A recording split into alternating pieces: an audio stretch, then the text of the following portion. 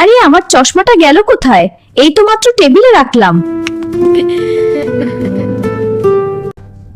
কিরে পণ্ডিত, চশমাটা খুঁজে দিতে পারবি? আন্টি, চশমা খুঁজে দিলে কিন্তু আমাকে ডাবল আইসক্রিম খাওয়াতে হবে। এই যে আপনার চশমা, এখন মনে আছে তো? Double ice cream.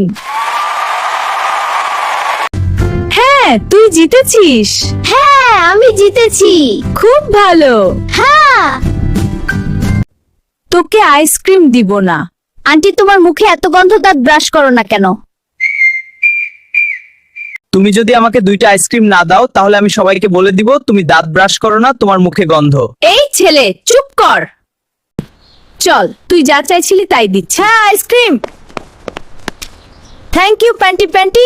এবার চুপ কর। তুই দিন দিন ফাজিল হয়ে যাচ্ছিস। চল, আপার কাছে বলে তোকে মার খাওয়াবো। আচ্ছা ঠিক আছে, পরে মার খাবো, এখন আরেকটা আইসক্রিম খাবো। আন্টি, তুমি কার সাথে কথা বলছো? কে এই লোকটা? ওই আঙ্কেল, আপনি কে? আমি তোমার চাচা হই। কিন্তু আমার বাপের তো কোনো ভাই নাই, আপনি মিথ্যা কথা বলছেন। মিথ্যা কথার জরিমানা 3টা আইসক্রিম। ও মা! এটা কোনো কথা?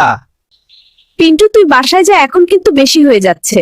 আন্টি, আমি কিন্তু সব জানি। তুমি কি কর ফোনে এই ছেলেটার সাথে কথা বল, তাই না? আচ্ছা বাবা আছে, মাথা ঠান্ডা করো, আমি তোমাকে আইসক্রিম কিনে দিব, তুমি কাউকে কিছু বলো না। আচ্ছা দিন, তাহলে এখনই দিন। তোমার আন্টির কাছে পরে দিয়ে দিব। না, আমি এখনই আইসক্রিম খাবো, এখনই খাবো। কেমন বাচ্চা রে বাবা?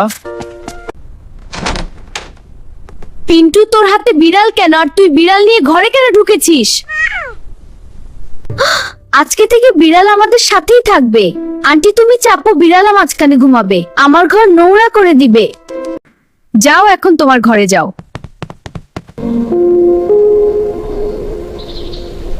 পিন্টুর বাচ্চা, তুই এটা কি ঘরে নিয়ে আসছিস? এগুলো সব তুই এখন পরিষ্কার করবি। শুধরাবি না পণ্ডিত, দাঁড়া, তোকে ধরতে পার খবর আছে। আন্টি, তুমি আমাকে ধরতে পারবে না। দাঁড়া বলছি, পারবে না।